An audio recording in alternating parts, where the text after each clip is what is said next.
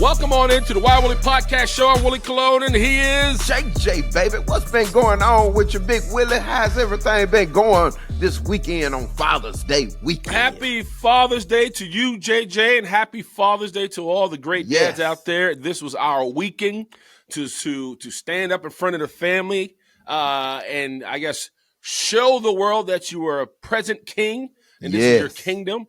I know a lot of people took to social media, which has become the fad where your significant other or sibling has to congratulate you on a great day for being a great father. Yes. What's interesting about Father's Day, JJ, and we always harp on this, that Mother's Day, we kind of stress ourselves. We're like, oh, man, we got to make this good for mama. We got to make it right. We got to make sure that we kind of dot every I and we cross every T and everything is precise so we can get the badge of being the best husband or best, I guess, if the best in the world in our lovers' eyes. When it comes to Father's Day, we talk about how it's not reciprocated, how sometimes we feel slighted. I'm going to say this, and I'm going to allow you to let me ask you this before I go. Okay. How was your Father's Day? And do you feel like you was slighted in any way? Big Willie, I gotta be honest with you. They really poured it on me this Father's Day. Of course, we went to the mountains, Gatlinburg, Tennessee. Big Willie had a ball. Took my dad, my brother, my son-in-laws, and man, we just and brother-in-laws. We just had a great time. And man, the women really outdid themselves. They cooked breakfast for us, man. They had gifts. They had speeches. They told us how important we was to them. So this Father's Day was kind of different, Big Willie, than what the other ones be, Big Willie. So they stepped it up. They stepped it up, Big Willie. I ain't gonna lie. They woke us up, told us to come down, filmed us. I guess they were proud of everything they did for us. My daughters, my wife, my sister, all of them cooked French toast, eggs, turkey bacon, regular hickory bacon in case you like it, Big Willie. I like some it. goddamn patty sausage, goddamn it. I mean, Big Willie, it was nice. We had mimosas, coffee. We had it all, Big Willie. It was nice. I mean, you felt appreciated. Yeah, I felt appreciated, Big Willie. I really felt like somebody this time, Big Willie. They told me how much I meant to them, Big Willie. They told me how special I was, Big Willie. They really poured it on like got done and served on a biscuit this time, Big Willie. They just overloaded it. And I was eating it up, Big Willie. I'm like, feed me some more. Feed me some more. I ain't used to hearing this. Give me some more. Give me some more. What else? Well, I think you hit it right on the head. It's gratitude, right? And an appreciation. I think that's what's most important about the day in itself. I think for a lot of fathers out there, we do walk around somewhat unappreciated daily, right? Because we're the one dealing in the streets, dealing with the bosses, or dealing with any drama in our own family. So we're constantly chopping at the wood. The one day we ask to be pampered and loved outside of Christmas and our birthdays is Father's Day. So I know for a fact I have taken a different approach to this Father's Day in particular because, one, we were in Atlanta this past weekend for one of our family members was getting married. We had the kids with us, so we were on the road. However, my wife, I can see, was stewing on what to get and what not to get. We had a lot going on. And so I gave her a pass, right? Because I was, to your point, Jay, expecting this sense of to be basked with gratitude, right? To feel like I am the God in her world and my family's world. So while we were in the mall, because we had to go get something, my wife took the kids around the corner to Dillard's, and the kids picked out a gift for me. Now, I don't know how this process went. All I knew, I wasn't allowed to be around. So the kids went and brought a gift. My son got a gift, my daughter got a gift, and my wife got a gift. Now, the old Willie would have been upset that I got, not cheap gifts, but gifts that I felt like were, like we could have done better. But considering my children or kids, they really thought with their hearts. So my daughter got me a portable blender, which because she knows but she got me a portable blender, not for me to take to the gym, so I can make her smoothies on the road. That sounds good, man. Not make you smoothies, but make her smoothies on the road. She's like, Daddy, you make the best smoothies. Okay. And when we're in the car, you can make me a smoothie while we're in the car. I said, oh, okay. That's great, baby. I guess I have to appreciate that. My son was like, Daddy, you're the best. I love you. And I know you like a cold drink. So while we're on the road, he brought me a Stanley. And I Yeah. was like, oh, that's really thoughtful. I appreciate it. You know, Stanley's one of those mugs, those thermos things that you keep a drink hot or cold. So that's for you though, Big Willie, right? This one's for me. Okay, okay, But okay. even though he's been drinking out of it, so that's So y'all gonna and, share? yes. Okay, And the okay. third gift from the wife. I'm ready for this one. Yeah, the third gift from the wife. Victoria's Secret in a bag, and she gonna bust it out and tell you, don't look. And I'm gonna come out the goddamn bathroom, open the door, and you gonna be like, oh my goodness, I'm all in love again. Right. Yes. Right. Huh? My wife went ahead and brought me some Givenchy cologne, a cologne set. Now, hold on, Big Willie. Yeah. Hold on, Big Willie. Yeah. I think her and So Gucci got done and might have planned this because I got a cologne set too. Okay. Hold on, Big Willie. You mean to tell me you got a cologne set and I got a cologne set, Big Willie? Yes, sir. Big Willie, I think they playing this together, Big Willie. So this is my point, Jay. Hold on, stay with me. The two people. So I give the kids a pass, right? They don't know no better. They're kind of choosing from their hearts, and so it is adorable. It's adorable. I show extreme gratitude. Now, I did mention to my wife that I did need some cologne, right? So I think she kind of banked that. And you know, she probably told Gucci the same thing. Get him some cologne, girl. He'll like that. Right. But I was expecting a little more turn up out of her. Exactly. Now, I realized after feeling that way, like, yeah, I appreciate the cologne, baby, but I wanted to kind of pie-ow, right? Because we bring the pie-ow. We're forced So hold on, to. Big Willie. You didn't get the pie-ow with it? On Father's Day, Big Willie? Big Willie, you got cologne, smelling fresh. I know you got the pie-ow after you come out of there all wet and with your jewelry on and smelling good. Huh? I haven't received the pie-ow. Well, Big Willie, if it make you feel any better, I ain't get the pie-ow either. Yeah. But I'm not upset. I'm gonna give them benefit of doubt. You know, we were traveling, trying to entertain, you know, and all of that. But Big Willie, if it make you feel any better, I didn't get the pie either. Yeah, same thing with me. Like I realized we just got off the road as of yesterday, so we've been dealing with the kids, trying to move through these states. We finally landed home. We got next 2 weeks are going to be hellacious for us because a lot of people coming in town. I have my comedy show coming up on Thursday on behalf of my foundation at the Gotham Comedy Club. So we got that, and then next Monday we have my golf outing, and then later on that week we have my son and niece's graduation, and we have to go. We're throwing a graduation party at the house, so we got a lot kind of stewing and going on, and we got a family trip planned after that. So we got a lot going on. So my point to it all is, I feel like I've matured, JJ. This is where I'm coming full circle. Okay, because I'm here with you. I'm trying to figure out where you're going with it, Big Willie. I'm going to the point where I realize that instead of complaining about my wife not stepping it up, I'm choosing gratitude. I'm choosing the fact that she has did her best in her eyes. I'm choosing the fact that I have two beautiful children that I can call my kids, and I can only have kids through a mother. And so I'm choosing gratitude. And I realize through these holidays, there's always going to be something to kind of pick at or have a gripe about.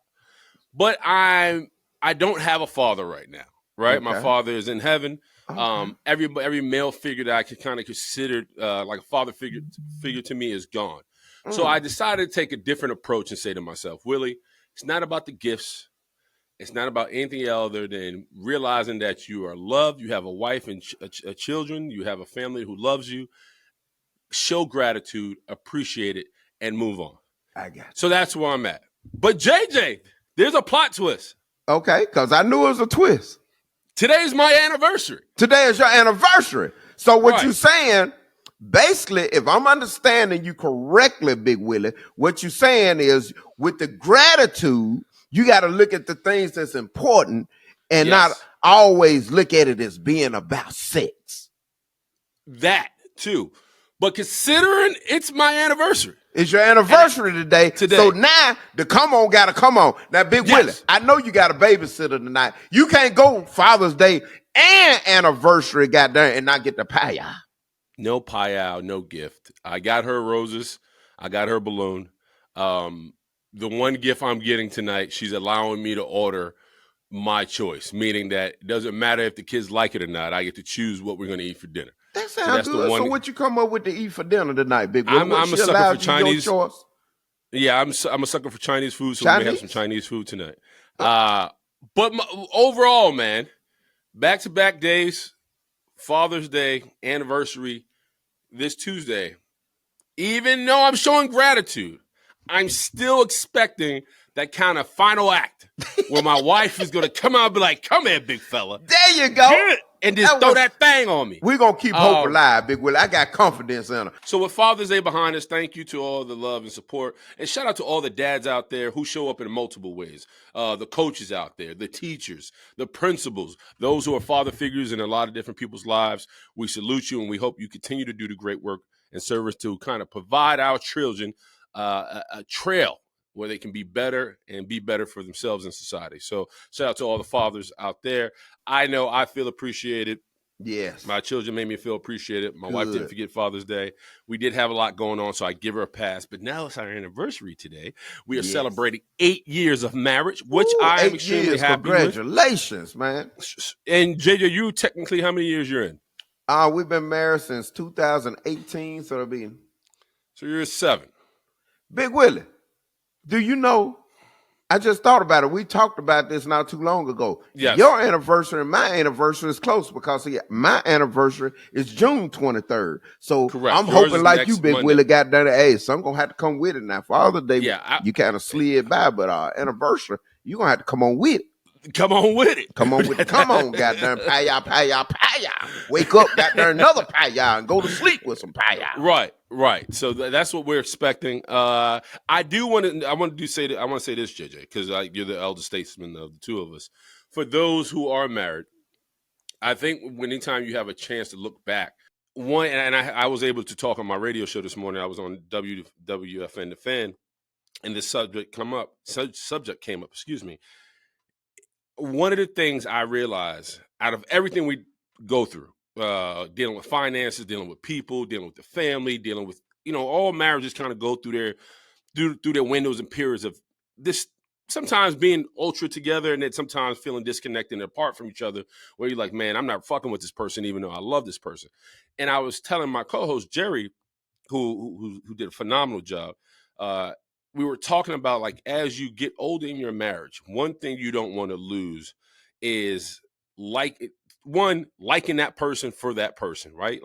You could be upset with each other and kind of be off, and that happens throughout a marriage, but I still like my wife, right? Like, I still see her as my friend, and I still genuinely root for her as a person. Like, you don't want to lose that.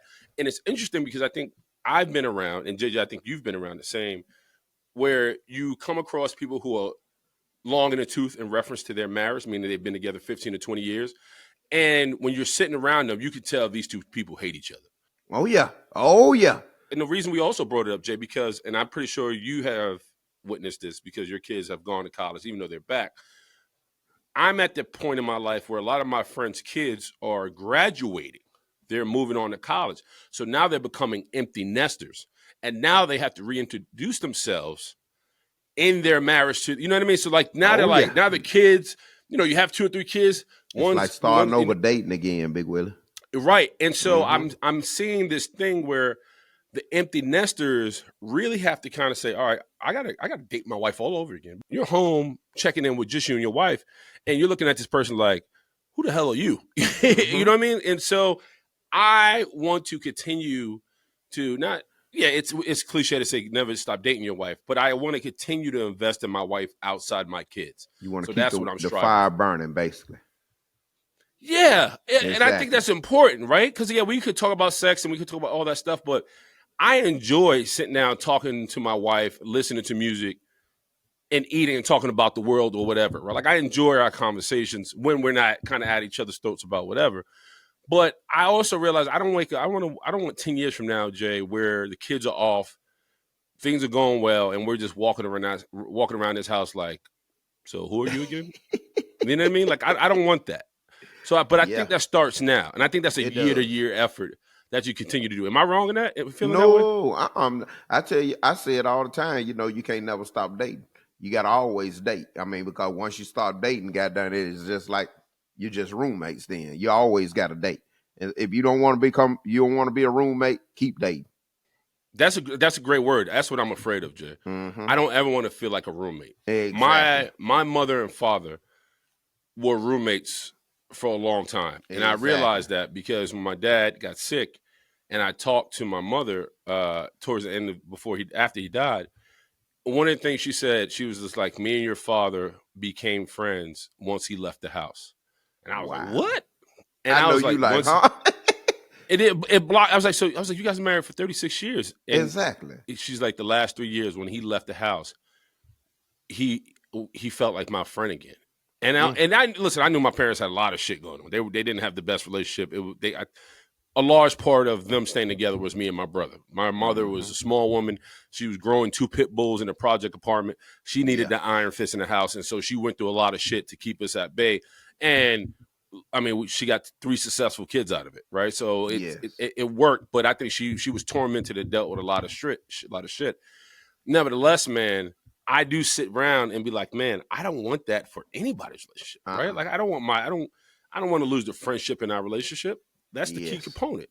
So Exactly. I sit back and man, and so I only think about ways to continue to flourish and thrive within our relationship from a And then friendship standpoint, not just a sexual, not just from like a buddy, like from a friendship standpoint. And then you gotta miss them too, Big Willie. You up under each other 24/7, and it's good. You got so many people that's out here and not confident in their relationship. They're not confident in their relationship, and they don't want the person to go nowhere without. They got to be around 24/7. But it's good to take a week, go on vacation, and have a you vacation, have a her vacation, and then you ain't got to be sitting there calling on the phone, baby. What you doing? What you doing? Hold on, goddamn. Where you at now? Where you finna go now?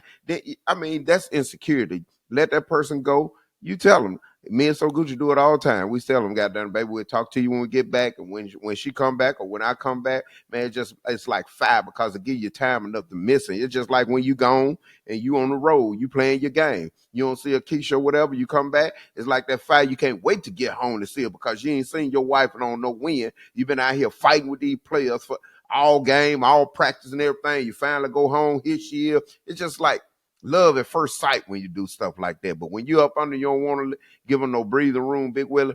That right there, suffocator.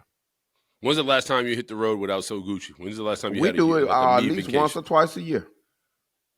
Really? Yes, Where sir. do you go? Just wherever come up. It can be Mexico, it can be wherever. Just somewhere where you just want to go, got done and reboot yourself. Mm. Mm-hmm. I think that's great. I mean, mine's is golf trips. Anytime I get a chance to go Yep. on a See, golf there trip you with the go. boys, Golf trips. that Yep. that always helps. Anything. And yeah, I also think in reference to keeping it fresh, and as we sit here and talk about components to keeping a marriage live and alive and thriving, I think another. I'm gonna keep it funky. Having honest arguments, things where you don't Thank you. hold back what you got to say. Oh I yeah, don't know. I cause it'll see grow. people. I know people who have been married multiple years, and you could tell when they're talking to me, they walk around saying certain stuff. But even with their wife, you can tell that like they don't really lash out. They kind of just walk around the elephant in the room. That's Mm-hmm. not a Keisha and I's relationship. Like Uh-uh. we have to address the elephant in the room, and we have to kill that Woo. son bitch. Let me ask you a Because if question. we do, Do the elephant turn up? the elephant turn the fuck up. Hell yeah. No, Big Willie. Yeah, it does. But my point is, like, I think if you allow multiple elephants in the room, that causes the separation Yeah. and kind of the rift in your relationship because you haven't addressed so much things that if you would have just nipped it in the bud or just had an honest conversation about how you feel, why your perspective was what it was, XYZ. If you don't execute that level within your relationship, man, that's where I think that toxicity comes alive in your relationship. So I'm a fan of whatever it is, let's just get it the fuck out the way. Let's go ahead and tack it and either you deal with it or move on from it, whatever you got to do. Let's just address it so we both know we're both on the same page. So I think that's always a Exactly. plus. We're going to take a quick break. Come on back. Why Willie Podcast Show.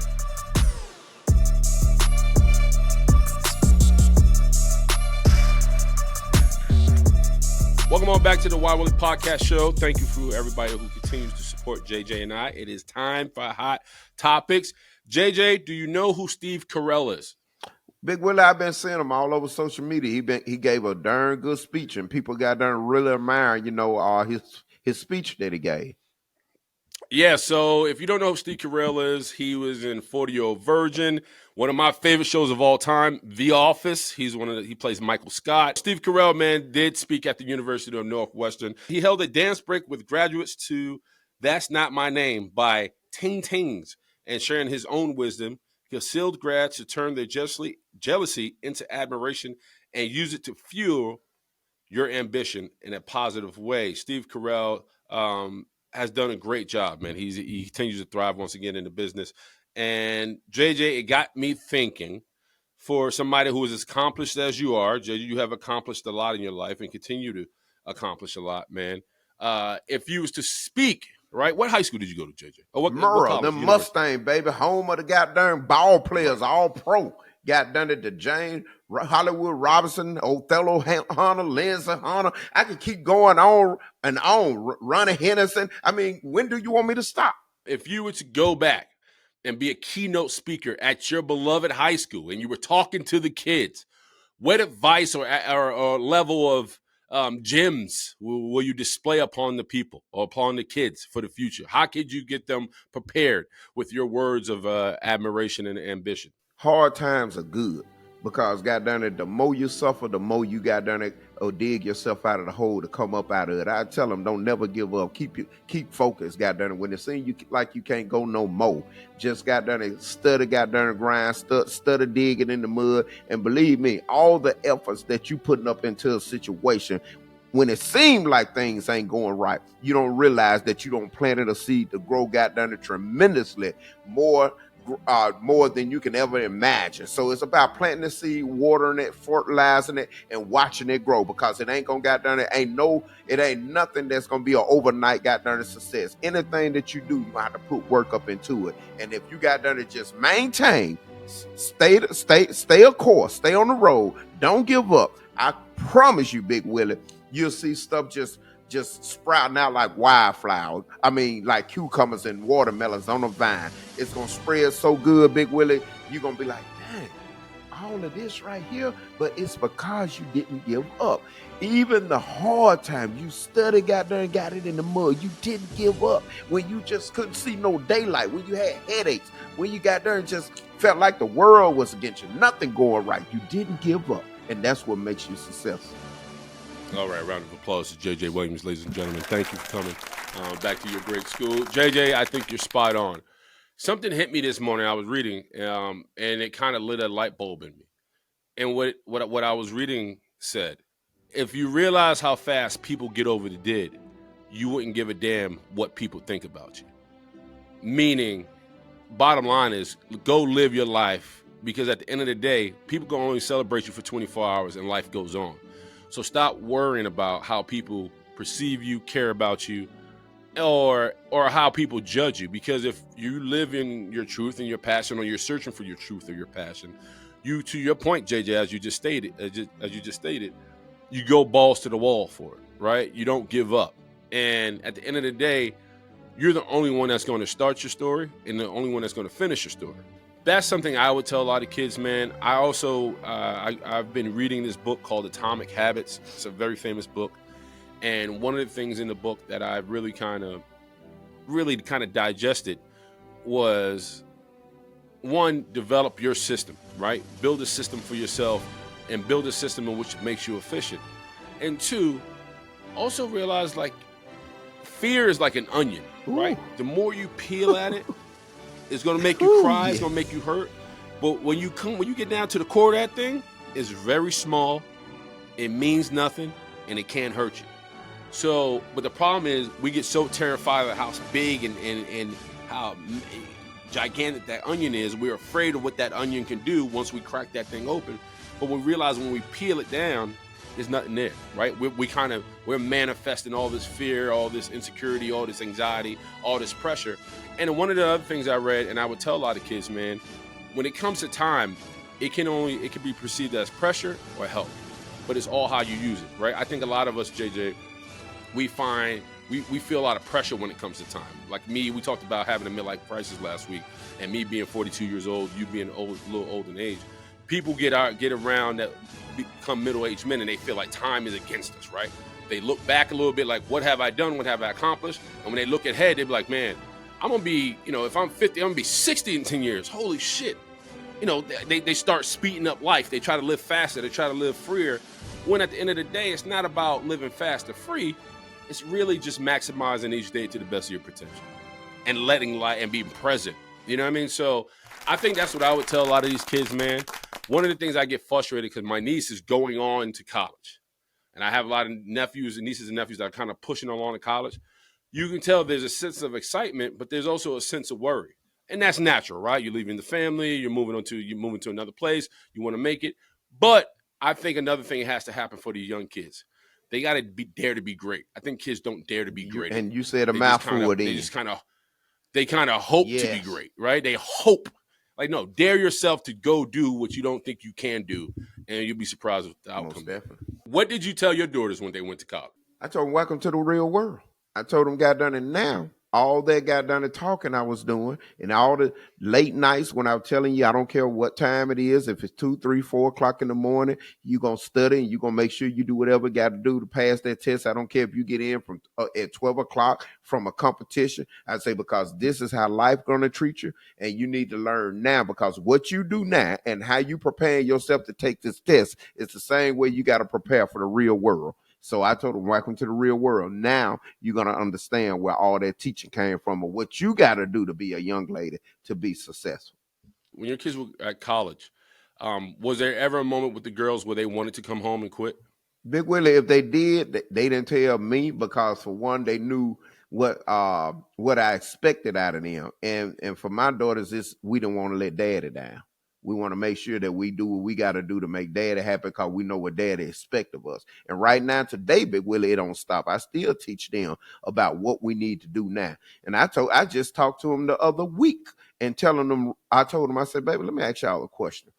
I say, life just, I guess my thought is infinity, Big Willie. I don't just think about right now and my children. I say, what do y'all think about when you're trying to make a living and trying to prepare for your children and stuff? Do y'all just think about preparing for you, your children, and your grandchildren, and then you feel like, goddamn it, all of a sudden, whatever you instilled in your children and your children instilling in their grandchildren, what you helping out, that's it then, and you just pass life by and you don't did your time?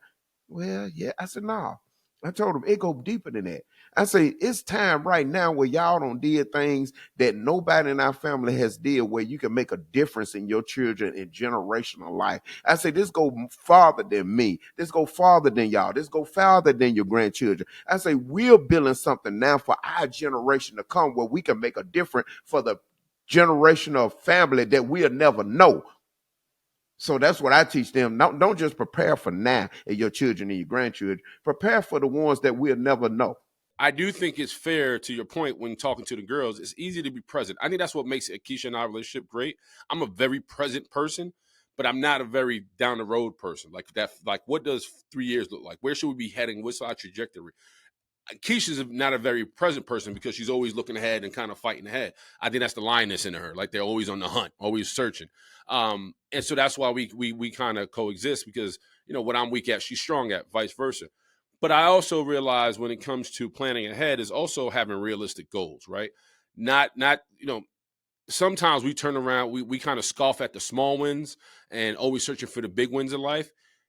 One of the things that the book talks about is appreciate the big wins, right? Like, appreciate the small wins, because if you don't, you'll never appreciate the big wins, right? And meaning, like, if I'm in a weight loss goal, if I lose 2 pounds, those 2 pounds, if I lose 2 pounds a week, those 2 pounds stack up to where I eventually get my weight goal.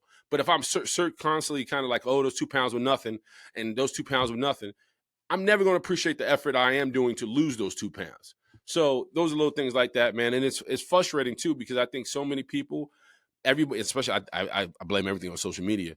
So many people want the big grand ending to whatever they're searching, instead of just appreciating where they're at and how they got there.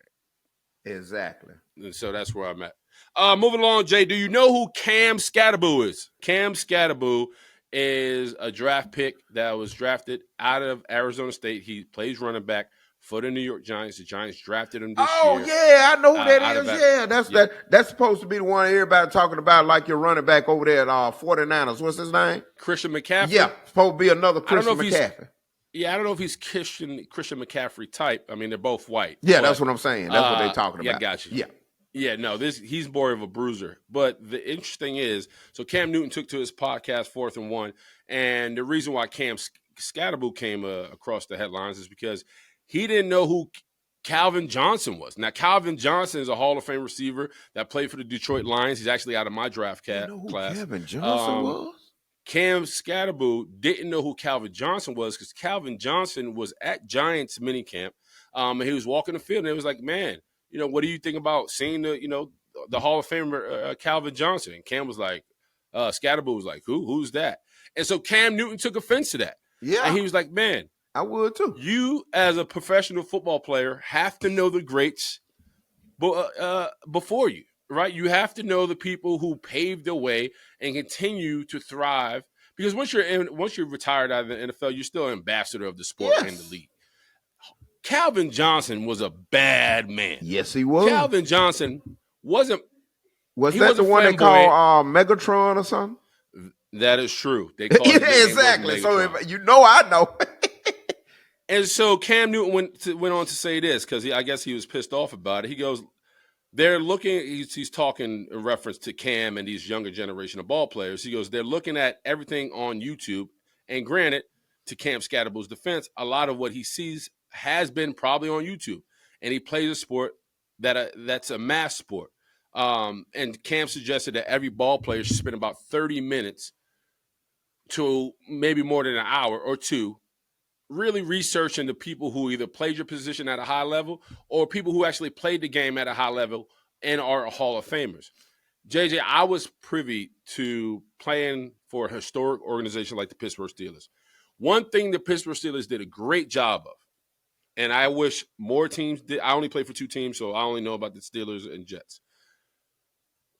The Steelers did a great job of really pumping the steel curtain and what that team that won those championships back in the 70s meant to the current Steelers, meaning when I was there, and how they paved their way and they set this foundation and how we're perceived amongst the world of being this elite historic franchise solely because of what those guys did in the 70s. So guys like Mel Blount, Lynn Swann, Franco Harris, rest in peace, Mean Joe Green, those guys will come to our practices on the weekends and just walk the sideline. And it was crazy for every young guy who maybe had not known the face or maybe not known the name.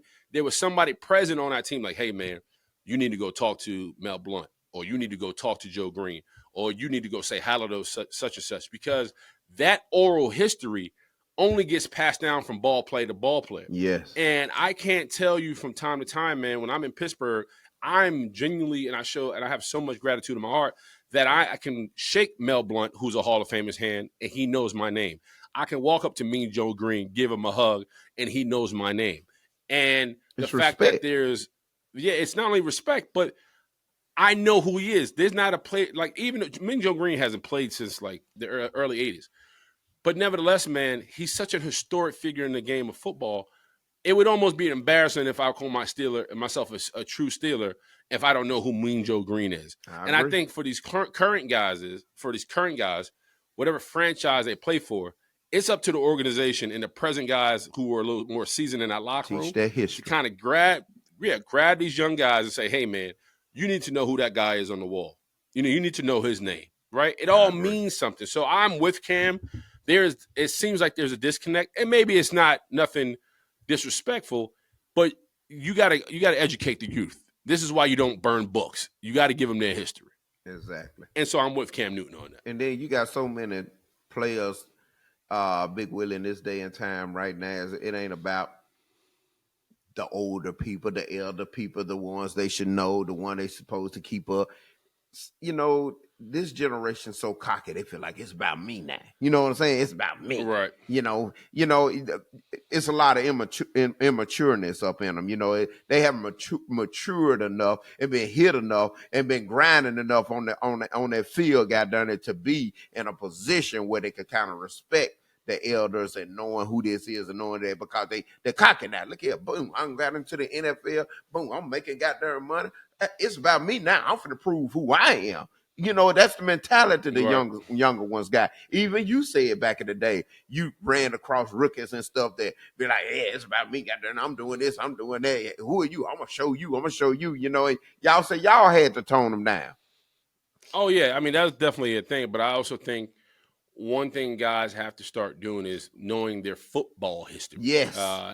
If you're a Cowboy and you don't know who Too Emmett tall Smith Jones. is, if you don't know who Larry Allen is, if you don't know who Moose Johnson is, if you don't know who Jason Witten is, if you don't know who Michael Irvin or Alvin Harper is, that's a problem. That's a franchise Roger problem. Staubach. And so, yes, and so if I was a head coach and I was coaching one of these historic teams, these blue bloods, if you will, I would literally give an introduction on how the franchise started, some of the best players that played for the franchise, and what they was able to accomplish while they were with the franchise and the organization.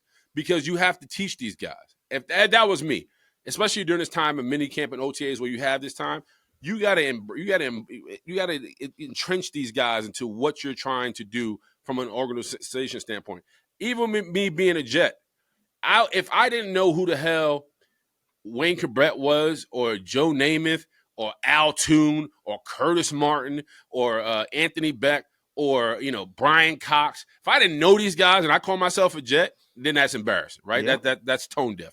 Yeah. So I want all these head coaches to now realize like these kids are disconnected, and the only way this game is going to continue to thrive in a positive way, in a respectful way, as you mentioned, Jay, you got to teach them who was there before them. Yeah, and that's how when I was playing, to be honest with you, back in the day, Willie, one of the things I wanted to do, we will always know the people that was ahead of us and who was making a difference and who was got done out there showing out and stuff. And we knew what we had to do in order to keep that tradition with the team going. If we win in championships and you go to that school and they win, and you got to keep up with the ones ahead of you did, you knew who them folks was, and you wanted to get on the field and show out in front of them just so the ones that did it before you can respect you and give you your props. And that's how we came up. Right. Everybody searched for that sense of validation. And anytime you got it for those before you, it made you feel like you arrived. And I don't know if kids, to your point, Jay, which is a great point on your part, I don't know kids are searching for that validation anymore. I remember when I got to the locker room, Steelers had just won a Super Bowl in 2005. I knew there were guys in that locker room who were true alpha males, like who were just bad motherfuckers. Yeah. Joey Porter, Hines Ward, Jerome had retired at that point. But there were certain guys who I knew I wanted to be perceived in a certain way in their eyes. Because those guys I knew would kind of, one, hold you to a standard, and two, tell the rest of the OGs in the locker room, he's one of us. Yeah. So I wanted to earn that badge. Exactly. I don't know if these kids are looking for that validation anymore. Like, to your point, how we grew up looking for that validation.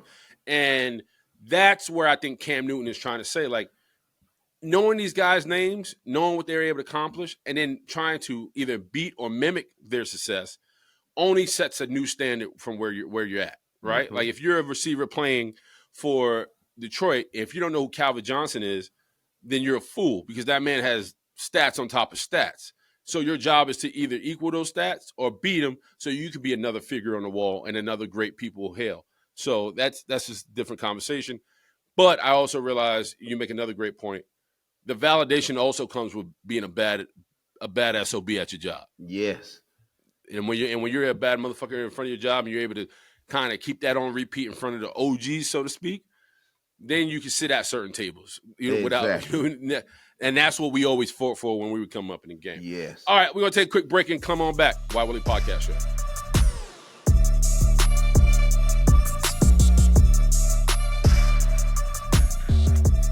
Welcome on back to the Why Willie Podcast Show. Before we close out, JJ and I had a great conversation last week about the Cheesecake Factory. And really it was about what's the appropriate place to have a first date at, and how women today kind of scoff at the notion of taking, them to a chain restaurant. Now, JJ, we've talked about this. You said Cheesecake Factory is fine.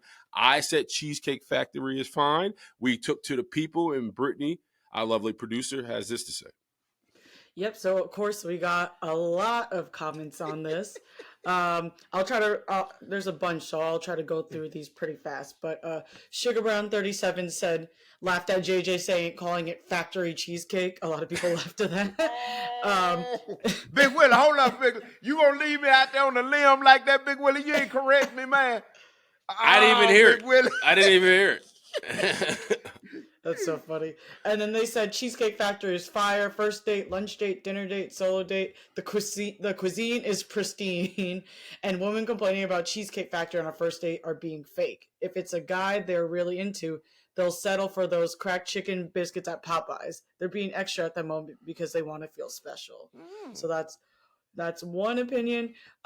Two people also wanted to comment. Pink Chocolate and at Sharon Davis both wanted to say about the Keith Sweat speech he was given on stage. They both actually agreed with JJ. They also think Keith was talking about the palm of his hand, and that JJ was right when he was thinking that Keith Sweat was talking about his hand. Yep. They also agreed with JJ. Thought he was talking about that. Okay.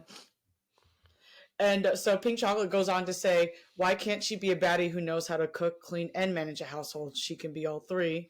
And then talking about the Cheesecake Factory conversation, a man can fly you out, spend a lot of money on you, and still treat you like crap. It's not about that for me anyways. Can he hold a conversation? How does he treat me? Does he have a sense of humor? Can he spell? Because he's not going to GM, aka good morning, or WYD, what you doing me to death. I didn't know certain people didn't like that, Big Willie. I didn't either. I don't know what to say about it. This is the first time I heard it, that they don't want to see a GM for good morning or WYD. I think girls just want, if you keep doing that, and I think it's more of like the thing where guys, you'll send like a full sentence about like, what you're doing or how you feeling, and the guy will just send a okay, or be very short with their words. They want a little more effort than just because it's so easy just to send a GM with a sun emoji or a what you doing question mark. Guys do that all the time, and it's very easy to do. Can you at least give me the respect to just at least write out, hey girl, what are you doing, instead of WYD? Yeah. So I know where she's coming from. Yeah, I've been out the game so long. I assume the last time I was in the streets, that was acceptable. So I don't know. I've been out the game too, but I feel like that's what she's talking about. Just women just want more effort. A lot of comments who basically agree with you guys. They still like cheesecake.